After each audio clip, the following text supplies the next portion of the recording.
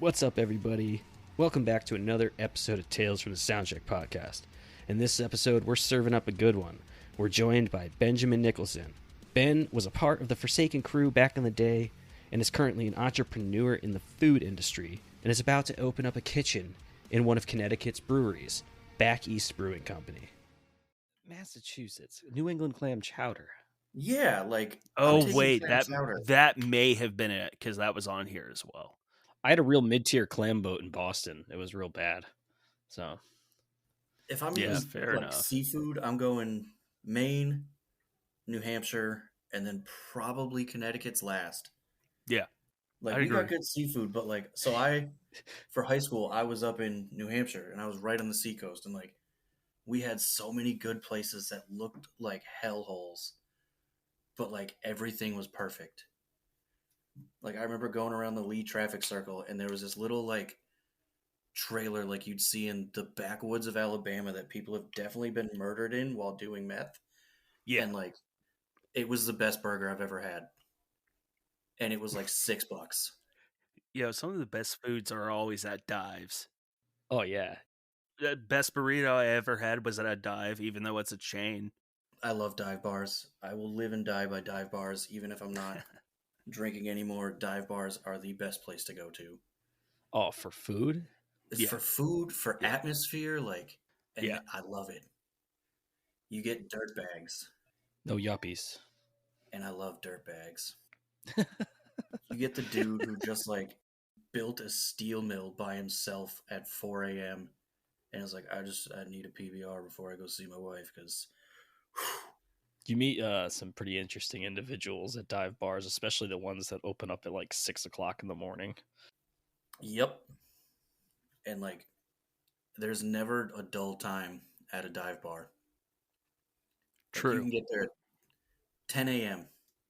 and it's still what the hell do you people do for a living that you're already wasted?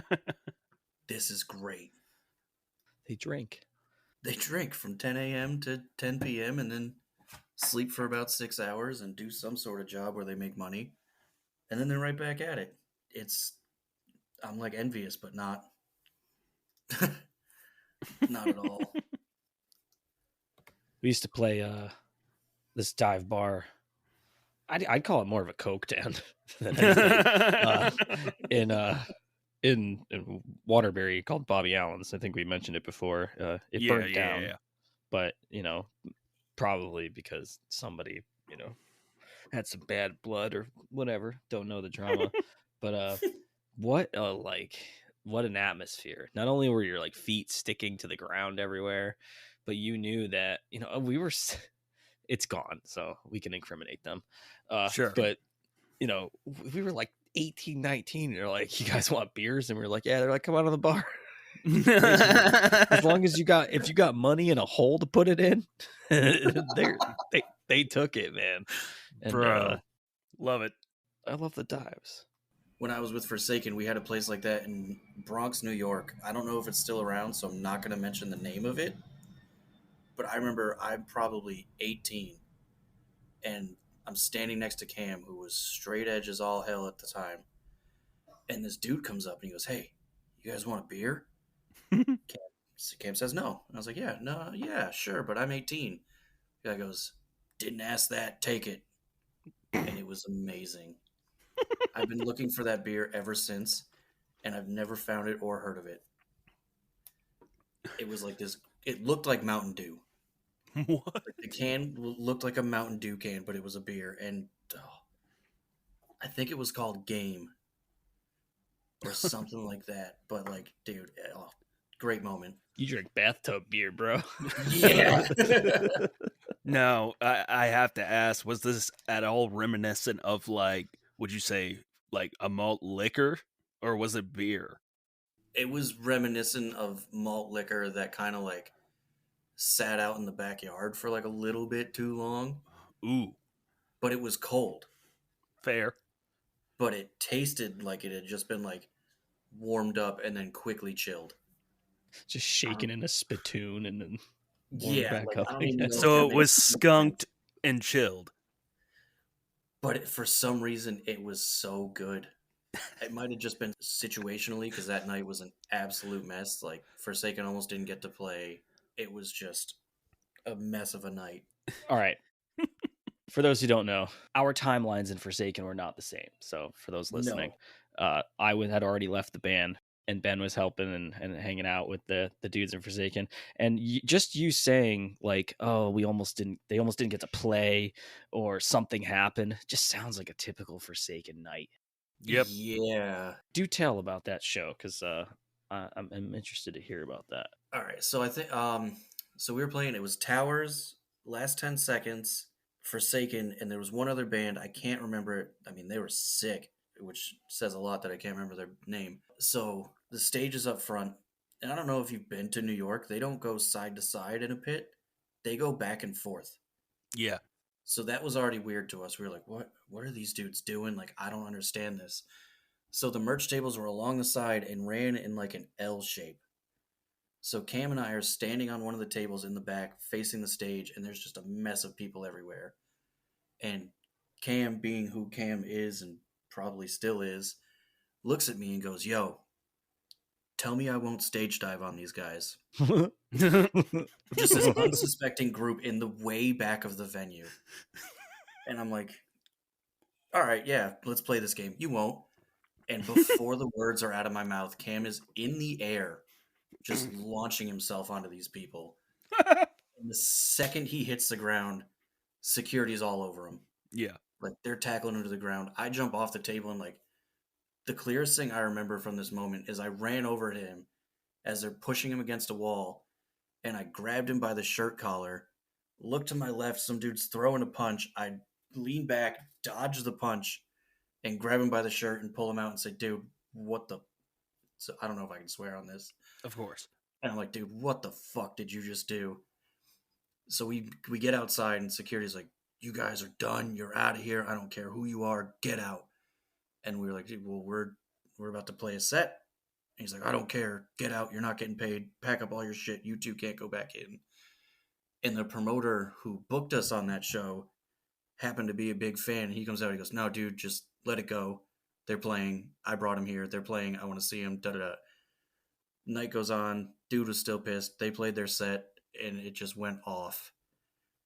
But that moment was just so stupid that it's lived in my brain forever. Yeah, I don't think he's like that anymore. But No. No. but yeah, I've got a couple of those times where you don't even get the words out, where you're like, "You won't," and he's just like gone. Yeah. He's either doing it or it's already done, and he's just looking at you with that face, and you're like, Yeah, "All right, the intrusive thoughts won. yeah." In his head, he was going to do it anyway. He just needed to say, "Well, he told me to," and it was all fine. Simple logic, man. Simple logic. Yeah. He dared me, In bro. his I had head, to it's do just, it. I'm doing this. Yeah, we've definitely had a few times where probably almost weren't able to play due to some self-induced fuckery, or because we were young, really young, and we enjoyed shows, and there were some times where we thought that, let's let loose a little bit and jump in a pit, and every single time that any of those guys got into a pit, there was some type of fuckery that would happen. Oh, Oh bro. my god. Bro, Johnny. Fuck, bro. He murdered people. He's gonna yell at me when he hears this because he's gonna, "You still haven't been to a Bearing Point show," and yeah, I know. I'm getting there. I get so much shit from that whole band. Like their vocalist Freddie is probably one of my best friends at this point, and like, No shit. yeah, and he's like, "When are you gonna come to a show?" And I was like, "Well, soon. I don't know." Yeah, I'll get there. They're Friday nights, and like I work in the kitchen. It's kind of hard. Yeah, That's fair. that's And fair, two kids man. doesn't make it easy, man. Hey, man, when you're trying to do the family thing and you're just trying to, carve a little part of the world for yourself, like Yep. you have to sacrifice some shit. Yeah.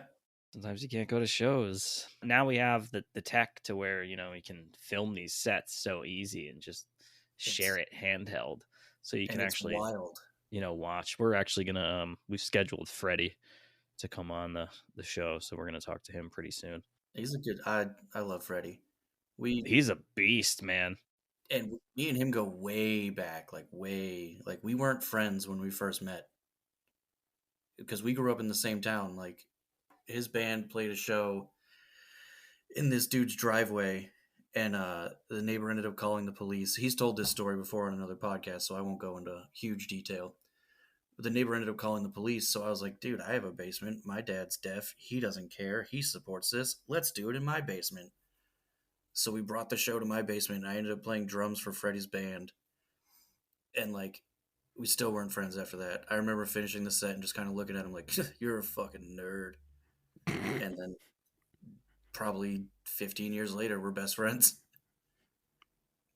Life's wild like that, though. It's Oh yeah, and, That's awesome. yeah, Windsor Locks was a weird place back in those days. Fair. There were so Windsor many Locks kids is still trying. a weird place. Dude, I've been here for 30 years and it doesn't get any better. My only experience up there is back when I was a parts delivery driver for BMW Bridgeport. I would go up there to like grab tires and shit. From the airport or like? Not it's from one of the spots. There's like a battery place and a place that has tires back there wholesale, and we just go over there and pick up tires for customers' cars and shit. Yeah, it's like every 15 like feet is a garage or like an auto body shop. Like I'm next to like a Honda warehouse, like a mile from my house. Sounds about And- right. I know Yeah, exactly like- where you live. You've probably driven right by my house. Probably. Yeah. And like I'm sure in the middle of this, some planes are gonna go overhead and be super fucking loud. I used to live in a neighborhood here in California where it's right under the flight path of the airplanes. I actually started another podcast over 3 years ago, and the first couple months I lived there, we'd have to pause every time some plane would go overhead. Yeah, fly over. Yeah, I mean that was only the takeoff, so it wasn't all night. There's parts of the city where the planes are always coming in. I couldn't imagine living under that every night, 3:00 in the morning, and you just right over your Dude, fucking it's head, so dude. loud. Bro, I live like only mere miles from Dover Air Force Base. So like, yeah, I deal with that all the time. Luckily, my setup is in a basement, so I'm good. Yeah. Yeah, like mine's only like part of the day do I get planes flying over my house and like not much at nighttime, which is cool because like I have young kids and that would have Yep. woken them up all the time. But now they're at a phase where like none of us even notice it. The only time I notice it is when my mother-in-law comes up from the quiet corner and she goes, "Doesn't that bother you with the airplanes?" And my wife and I are just kind of looking at each other like didn't even notice it. You I had get no used to clue until you said something. you get used to your surroundings after a while. You start Mhm. fucking with people, be like, "There's airplanes. We're near an airport." What was it? Are we in danger? There's an airplane? What the fuck? Like, the only thing I notice at this point is my rooster that goes off in the backyard, and half the time I don't even hear him. Fair.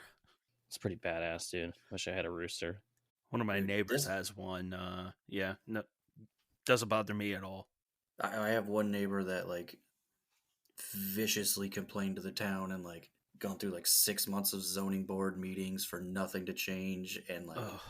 it's wild, and we're just sitting here like, how are you this mad over a chicken? Man, it's a fucking chicken. What the Like, She, like, came out with this wild claim that, like, their chicken got in my yard and chased my dog, and I'm like, no, it fucking didn't. Oh my god. She said our birds were messing with her quality of life. I was like, you're fucking high. Can you imagine being harassed by a chicken? Dude. Honestly, I think mean, about it. I could in a comedic way, but like I've also grown up like around farms. I have like family in Massachusetts that own a dairy farm. And Mhm. They got chickens. so yeah, of course. And so I'm used to being around that. So like when people get irked, like especially I guess you don't really see it in people that grew up in more urban settings because like they just don't fuck with animals like that. Yeah, no.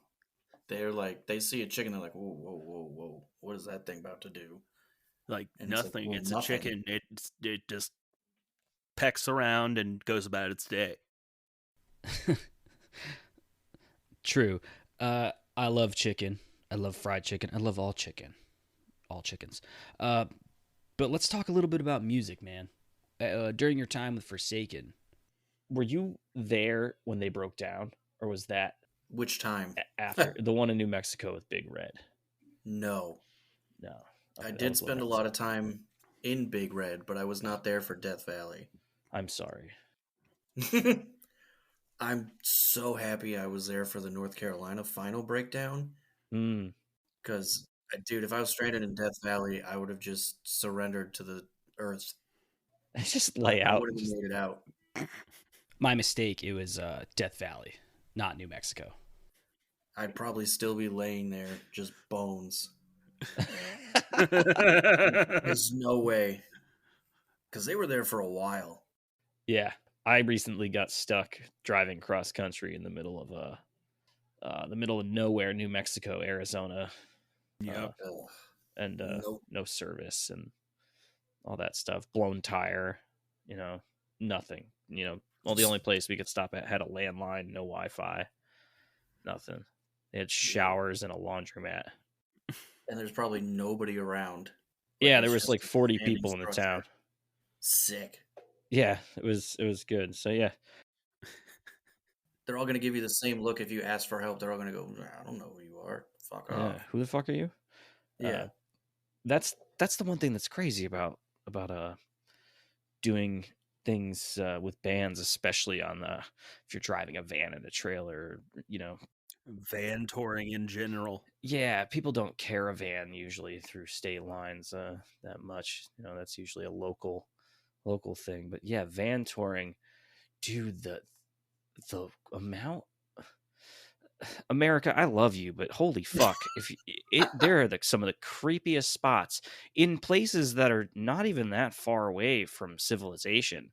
It's upstate New York. I love you, but good grief, you got some backwoods creepy places. When we were playing a show, we played somewhere up in the middle of upstate New York, it was past Albany. It was up there, and we went into a Burger King at like 4:45, 5 o'clock in the morning to like use the bathroom because we had just gotten into town. We were gonna park and sleep.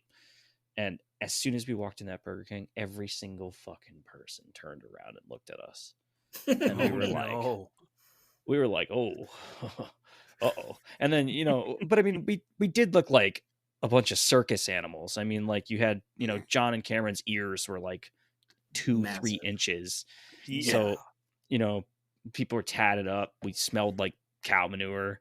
Like we're a sight for sore eyes. But when you have like a bunch of people that are all strapped and they all just turn around in a Burger King and it's like a fucking saloon from 1899, you're in a crazy place.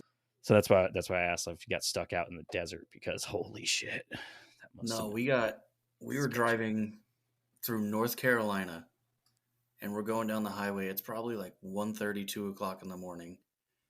And we're just going down the highway. And anytime we hit 55 miles an hour, Big Red would shoot blue sparks out of the engine block in the cab and then just turn off. So Cam and I tried it like 5 times and she just kept doing it. So I was like, all right, dude, we got to get off the highway and like find something. We got to do something. So we get off the highway. It's probably 2 in the morning at this point, and we find a gas station. And of course, there's a cop. And I was like, this is perfect. So I was like, we got to go talk to this cop. Like, everyone else in this band is straight edge at the time. I was not. I was drinking at the show that we had just left. And every single one of them refused to go talk to the police officer. They were like, nope, you got to go do it. Oh. And I was like, cool. This is awesome. He ended up being super cool. He's like, yeah, just follow me. I'm going to lead you to a hotel. And this dude's taking us down the darkest, backest North Carolina roads at 2 a.m. And we're just wondering if he's actually bringing us to a hotel or if we're just going to die. And he brought us to a hotel. And I remember before I left for this tour, my dad had kind of like had enough of me touring because it never went well. Like it never went good at all. I always was asking for help. And he's like, "Yeah, you can do this one, but like don't expect me to bail you out again." I was like, "Yeah, that's fair." Dude gets a call 2:30 in the morning. Oh fuck. I was like, "Hey, man, we need some money to get a hotel or we're gonna die." And for the graceful man that he is, he got us a hotel room and probably saved our lives because we probably would have just been murdered in the backwoods in North Carolina. Mm. We sold Big Red in the parking lot for, I think, $400. It's about how much we paid for it. Yeah, I think we got what we paid for it. Solid investment. We bought Big Red for like $350 because Cameron and John were just driving in Hartford randomly, and they just like slammed on the brakes, and they were like, "Oh, it says for sale," and they bought it from some Baptist church, and and then they come back. They come rolling in the driveway at Cameron's house, and he's like, "We got a new van," and this thing's like, just like coming in. And I was like, "Oh my god!" Like it was okay. It was a good van. And then we, John was a mechanic at the time, so like we'd get through all these problems and start to realize that the odometer didn't work. So we were just like, we don't even know how many fucking miles this thing's got on it, and it stopped at like 200,000. Must have, and we ended up noticing on the windows of the van it used to have decals, and it was a Worcester Airport shuttle, so it must have done like thousands and thousands of miles. And this thing was it was already a piece of shit. We ended up breaking down a bunch of times with it before you're even talking about those times, and we find out that like the throttle body is held up with like duct tape, zip ties, bubble gum. Like it's just God. Like yeah, and the thing had like a gas leak. It was just there were holes in the floor. Like, and but for dude, you made $50 back on it. That's not bad. I mean, and more miles. Yeah, and a lot more miles. A couple of years. Like what the fuck? Because before the North Carolina thing, we were going down to Amityville to play a show, and I remember driving like we'd just gotten into New York. And Cam and I, of course, said the words of like, "Damn, this drive's going really well." And I remember I'm sitting on like the last seat before the bunk bed that we put in. And Ryan and Jake are just knocked out in the bunk bed, whatever. Cam and I are sitting on the bench. And I was like, this is going pretty well. Fucking 30 seconds later, a tire explodes. The van almost flips. It took us like 6 hours to make it to Amityville. And we still played probably the worst show I've ever been to. There was nobody there. Oh, I think there was like 10 people there. Those are the worst. Those are the worst, man. Especially you're so pumped for them. Dude, I was so stoked to go to Amityville because I was like, dude, I watch horror movies. Amityville Horror would be cool. Yeah. Nope. It was just a horrible experience getting there. I was fortunate. Most of the shows I attended and played up there were usually promoted fairly well, but like I don't doubt there were just shit promoters there. Yeah, like I don't even know how we ended up on this one. I think How many bands were on that lineup? I think it was like a 4 or 5 band lineup. It was like a matinee show. Because I remember getting there at like 1:30. Oh no, wow. We didn't get there. I don't know when we got there, but I remember getting home fairly early from Amityville after like the whole debacle of playing the show and all that. And like the venue was cool. And like the people that were there were cool. But just nobody was there. And it was just terrible. We had a show like that in Allentown, Pennsylvania. Sick venue. Rock. Yeah, sick venue. Love Croc Rock. Legitimate promotion. Had the merch table. We're playing with some other bands. Like 4 people. Yeah. we killed the merch table before our set. We just took it down because we were just like, nah, like there's nobody here. Like if the bartender's already seen the shirts for 3 hours, so like she ain't gonna buy one. She's not buying one. I remember we played there. I was on a tour with Years Since a Storm called the Wake and Bake Tour. We'd all Oh, I just gotten out remember of high that. school. Dude, that tour was sick. Like, it was an absolute mess. We had 7 or 8 of us crammed in this van Oh, because we just wanted all the buddies to come and like hang out and do this tour. But I remember Croc Rock, like, we were with Belie My Burial, and I guess they're from Oh, wow. Pennsylvania. So, like, this show was nuts. But it was so hot in there that, like, even as I'm selling shirts, I'm just sweating. And I remember, like, finishing the set, and the guitarist Eric Snapper, like, these girls wanted to take a picture with him. So he's like, "Yeah, cool, I'll take a picture." And like, we just spent the whole time on this tour just hammered, like stoned out of our minds, shockingly. And I remember he goes to take the picture with these girls, and I'm standing behind him, and the girl counts down. She goes 3, 2, and as she says 1, I just rip this dude's pants down. So he's like Poor Eric. 22, and he's got a picture with these girls, and he's just no pants.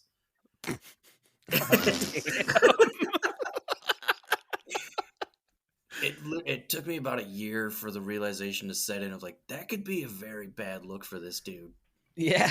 Like, his underwear stayed on, which is great. Like, clearly it was done in jest, but at the same time, you look back at it and realize, oh fuck, I really should not have done that. Yeah, because somehow, like, it didn't get me in the frame at all. Like, I was perfectly hidden, Oh, so it just looked like he's Jesus. casually standing there with his pants around his ankles. Just the pantsless snapper. Oh my god. I'm sorry, dude, but like, pantsing is just an art. It's so much. Dude, Dude, that I was pantsed John Miller once. It was so bad. Pantsing was It like was our so thing on bad. that He was tour. gonna murder me. I remember pogo sticks and Four Locos from that tour. That was like the big fucking thing.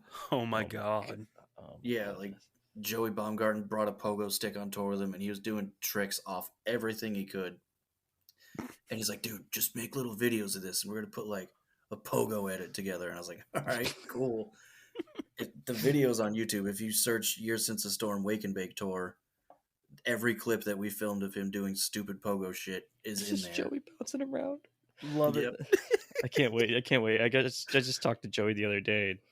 We'll probably talk to him pretty soon. Can't wait to get him on here. And I don't know why I mentioned chat that him up. video, because the beginning of that is not a good look for me.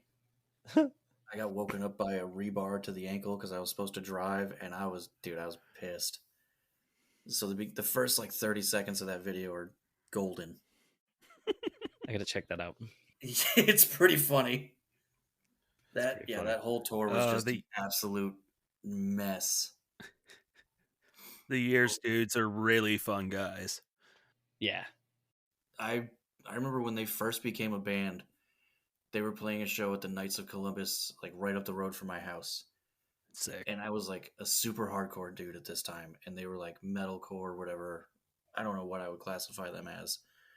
But I remember going to the show and I was like, "You got 2 vocalists and no bass player.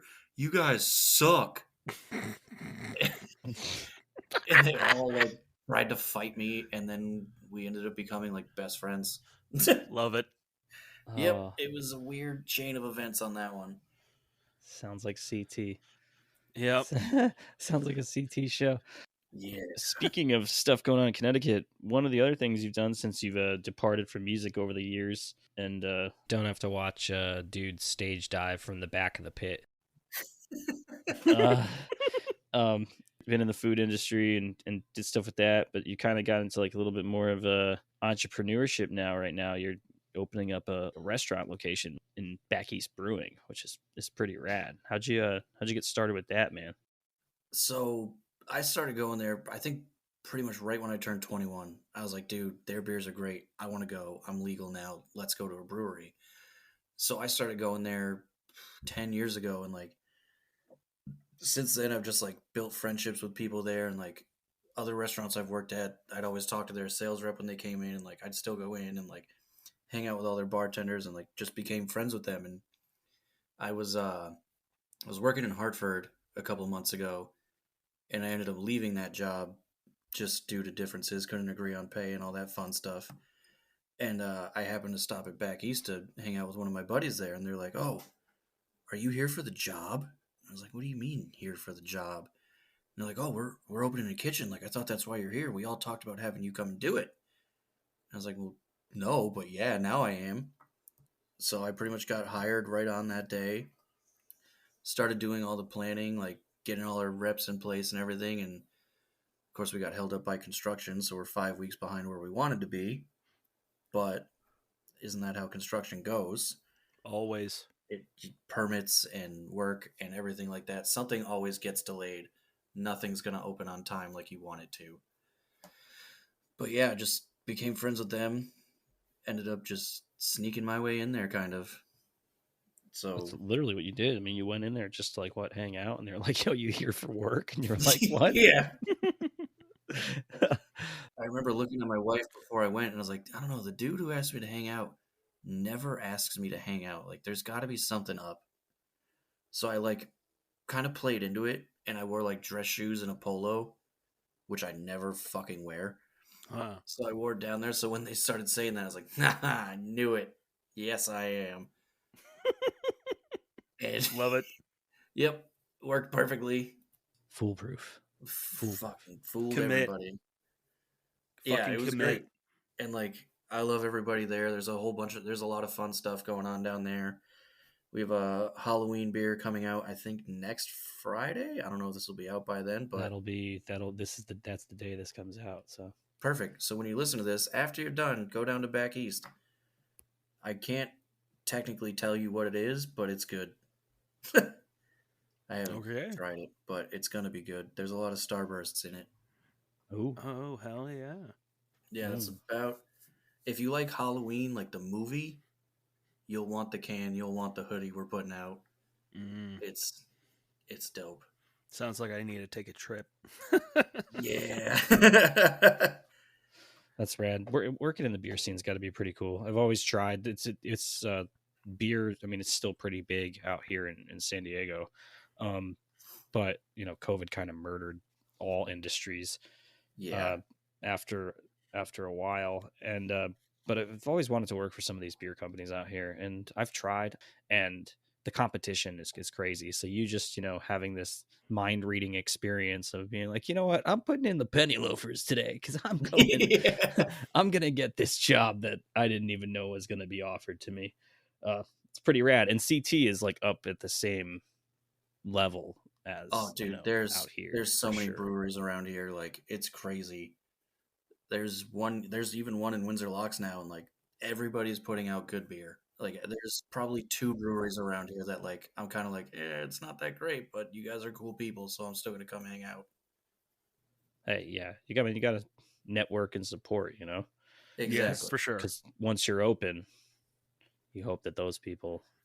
Yeah, you know, I'm gonna need you guys to come down and spend some money over here. Yeah, eat some food. Speaking of the food, what's the menu looking like for that kitchen? So I want to keep it pretty simple. I want everything to come out as quick as possible, because you don't want to go to a brewery, get a beer, go order your food, and then by the time you're done with your beer, your food's not even like close to being out.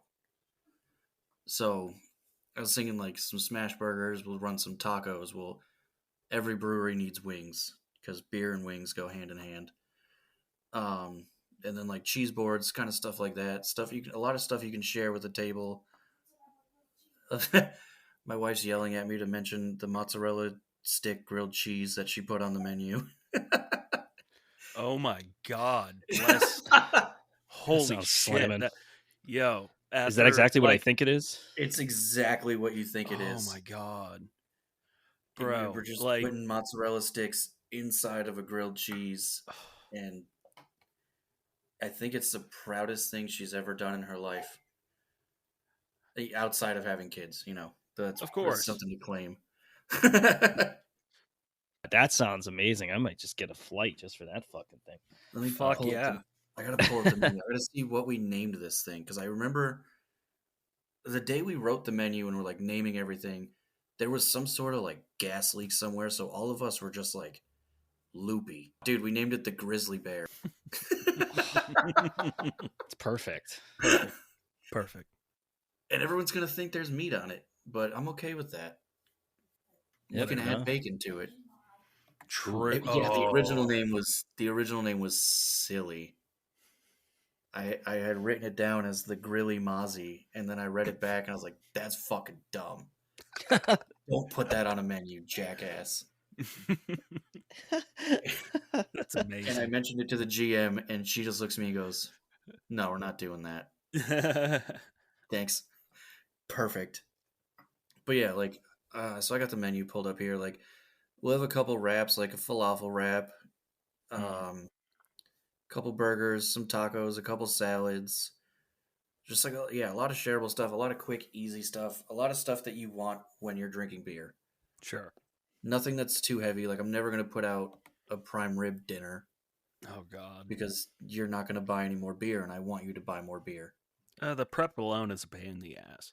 That too, and like, yeah, I'm trying to run minimal staff. Like, I'm probably trying to have me and 2 other guys. Yeah.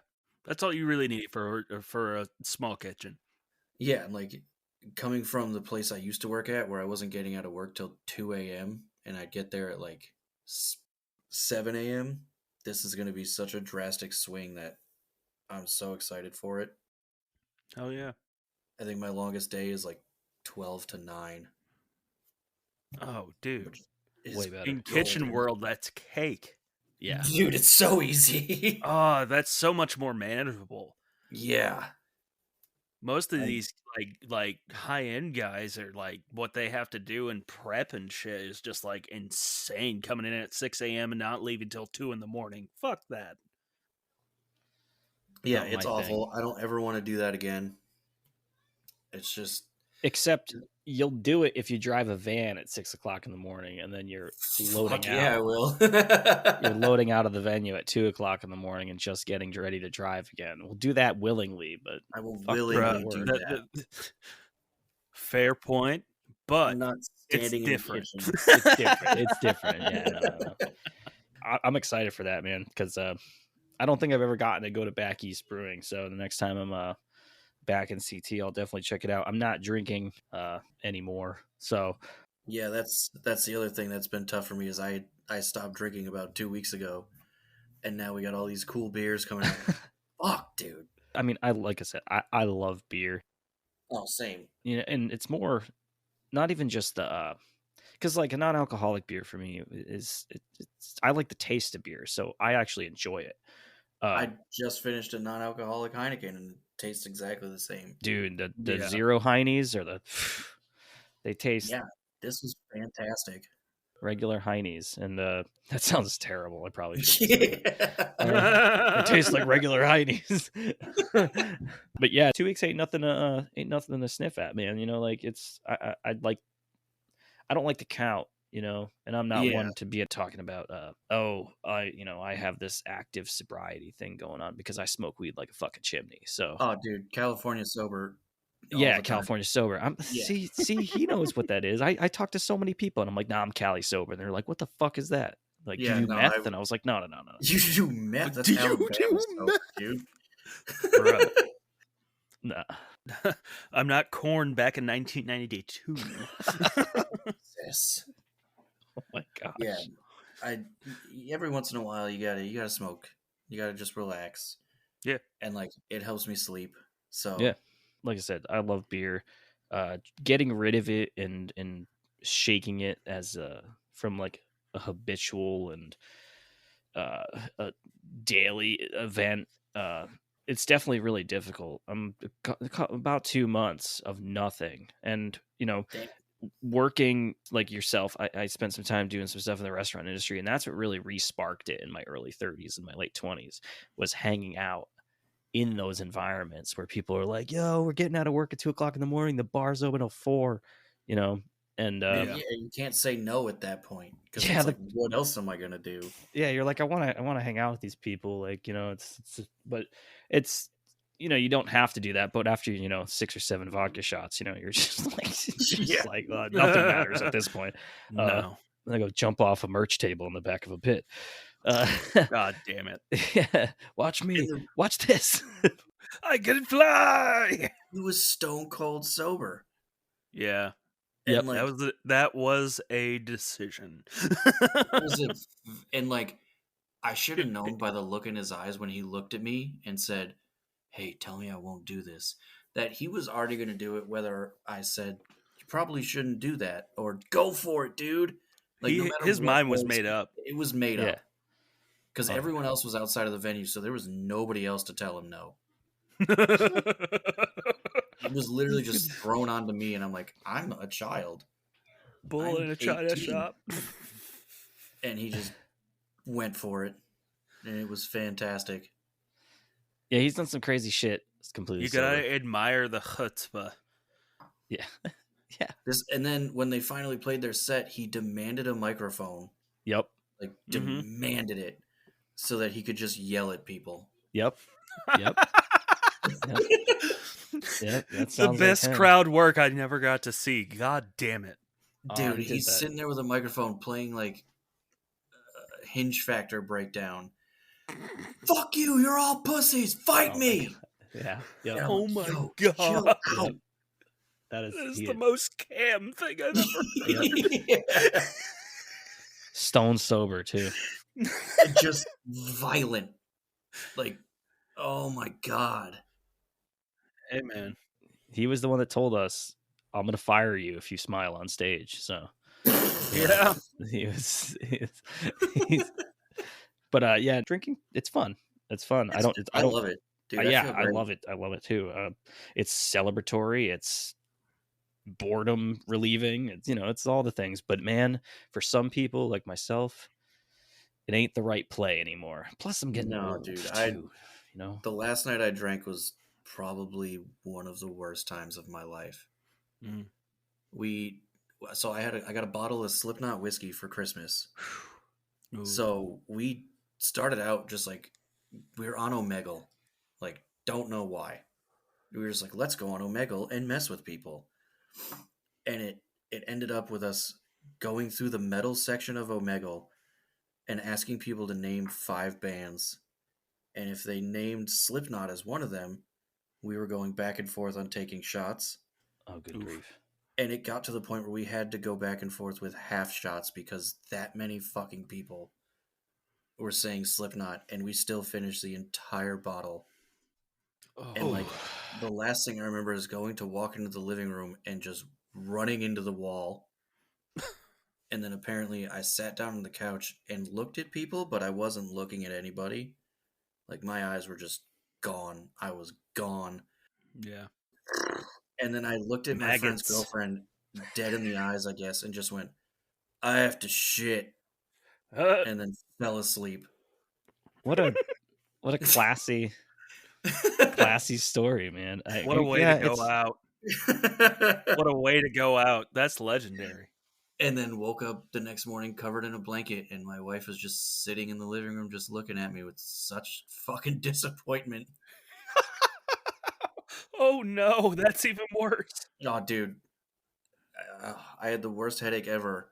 Yep. And I was like, Yep. let's go hike 5 miles, because that doesn't sound like a terrible idea. And did it, and it was great. Yeah, and you probably felt better afterwards because I felt so good after we like came back to the house and did work. We fixed our bunny hutch, and it was great. The headache didn't go away, but I felt great. Fair. And then that was it. Yeah, I feel like there's those times where you're like, this is great, I'm having fun. Then later it's like, I'm not having fun because I don't feel that great. And then the next day you just physically pay for it. So, not demonizing anybody that likes to party. You guys party. Just read an article actually today that Tommy Lee used to drink 2 gallons of vodka a day. Oh my God. How do you survive that? How often are you pissing too? That's what I want to know. Steel liver, dude. 2 gallons of anything, you're going to the bathroom a lot. Yeah. There's this like really famous documentary from back in like the 80s called The End of Western Civilization Part 2. The first one was about the early punk scene, and then the second one was about like the hair metal and glam scene and all that stuff. And there's just this scene of this dude downing a whole handle of fucking Smirnoff vodka just like floating in a pool, and his mom is sitting like 10 feet away from him in a fucking like lounge chair, just like watching her son just like kill himself. It's a Ugh. really like fucking crazy image. I just picturing that in my head I'm gonna throw is up. awful. Yeah. And like he wasn't like don't get me wrong, he wasn't like drinking the whole thing, like he drank like a good amount, and he was just pouring it on his head, and then he would just like still take glugs. It was just like, dude, like no fucking way. That dude's a Ugh. fucking loser. Yeah. But in the punk scene, he's the coolest fucking loser around. Yep. Like The, that dude, like the punk scene we grew up in, yeah, that dude would have been a legend. he'd walk into a show and everybody would stop and go, "He's here." Yep. Yeah. Yeah. Folks, be safe. Don't kill yourself over Drink liquor. responsibly. Be responsible. Don't do drugs. Don't do drugs. Don't do drugs. just Drink don't do it. responsibly. Go to And, Back East Brewing. Eat some wings. Get some burgers. Get that mozzarella. Get that grizzly bear. Get two. Yeah. Take pictures. for us Send in it to spirit. us. Yeah. Yeah, that sounds And, great. Ben, cool chatting. We'll definitely do it again sometime after you guys get going and see what's going on Absolutely, with man. This was awesome. For sure. For sure. Thank you guys for having me. Yeah. Thank Maybe you. next time we'll just dedicate a whole podcast to Cameron stories. Yeah, for sure. We'll get him on Oh, too. man. That We'll should be get fun. him on. Yep. I have not talked to him in years. I talked to him like weekly. Son of a bitch, dude. Yeah. I miss him. Thanks for listening. Be sure to follow us on Instagram and Facebook. Listen on Spotify, where you can follow and rate the show. If you prefer YouTube, don't forget to subscribe, hit the bell so you have updates for full episodes and exclusive clips.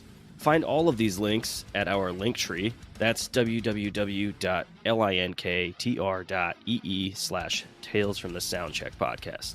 And stay tuned for more news, future merchandise updates, and coming soon, our Patreon, arriving in 2024.